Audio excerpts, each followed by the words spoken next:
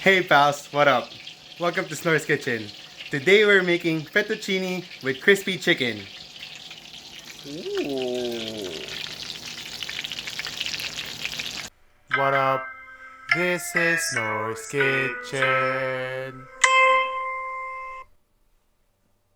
Alright, hold on. Ingredients for the sauce and pasta with some mods.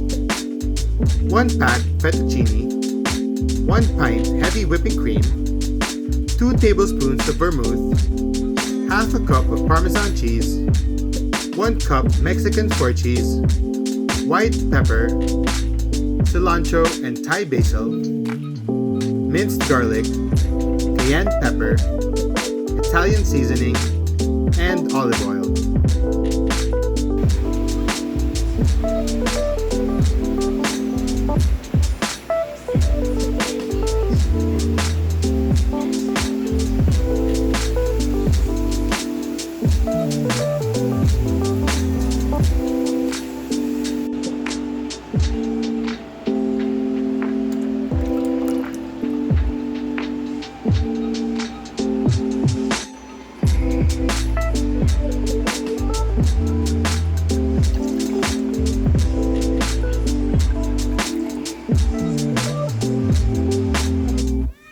Ingredients for the crispy chicken: 1 chicken breast, 1 scrambled egg, 1 cup or more of panko, half a cup of flour, salt and pepper to taste, and add any seasoning that you would like.